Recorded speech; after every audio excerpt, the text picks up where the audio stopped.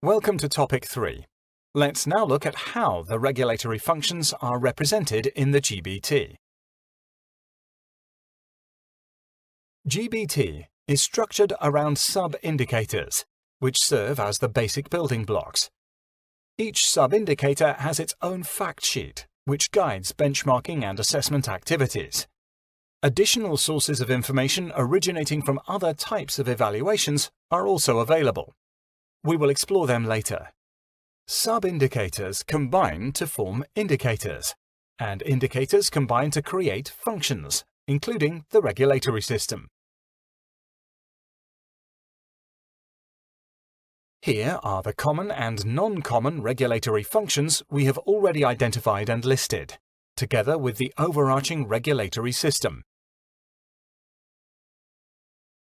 Regulatory functions are assessed through indicators, which are grouped into 9 categories.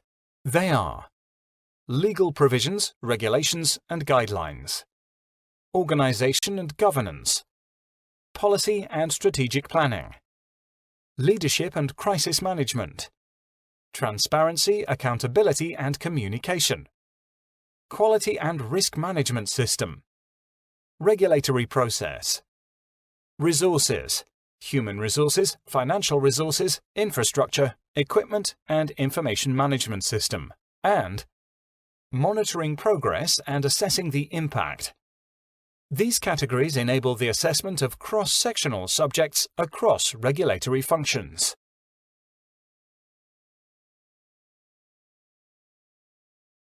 The majority of these categories, 6 of them, apply to all functions, with the exception of processes which are not covered in the regulatory system but are represented in all other functions. Leadership and crisis management, as well as quality and risk management, are only associated with the regulatory system, while the category of policy and strategic planning affects both the regulatory system and the laboratory testing function. Each indicator will have its own sub-indicators. There are 6 scoring options available, which we will explore in detail in the next module. However, all options do not apply to every sub-indicator. Each sub-indicator is associated with a specific maturity level, ranging from ML1 to ML4. The maturity level of a regulatory function is determined by the cumulative scoring of each sub-indicator.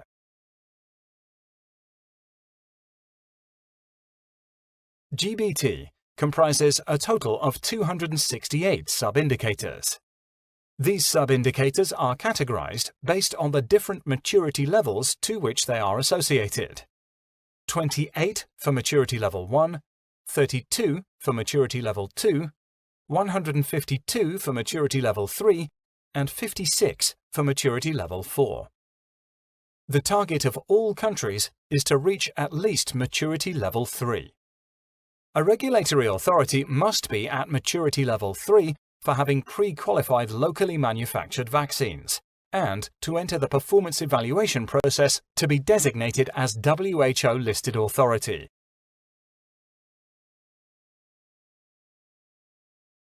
Fact sheets are developed for each sub-indicator to guide the benchmarking team and ensure consistency in the evaluation, documentation, and rating of the sub-indicator.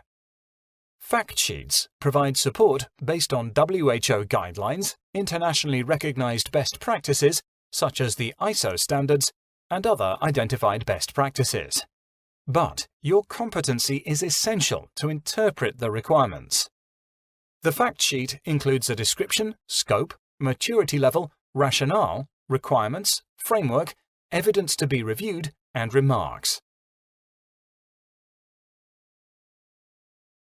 The benchmarking process also entails performance verifications, such as the WHO observed audit that is related to the regulatory inspection function and the WHO vigilance field visit that is related to the vigilance function.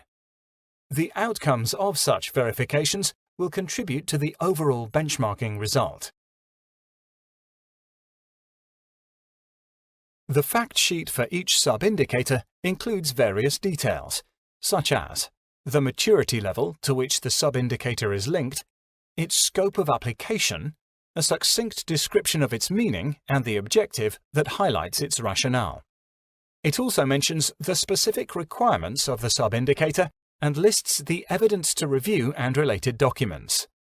References and links to applicable international standards and guidelines related to the sub-indicator are provided, along with the identification of the area of the logic model, the framework, that is addressed by the sub-indicator. A rating scale is established to indicate how the sub-indicator is to be scored depending on the available evidence. Finally, any limitations or additional notes and comments are covered. Let's take a quick recap from the online training on CGBT, where you will remember that this is what the fact sheet looks like. It is located at the bottom of each sub-indicators page, and every tab can be clicked and opened to look for the information needed. You have reached the end of the module. It's time now for a short activity to test your understanding of the concepts covered in the module.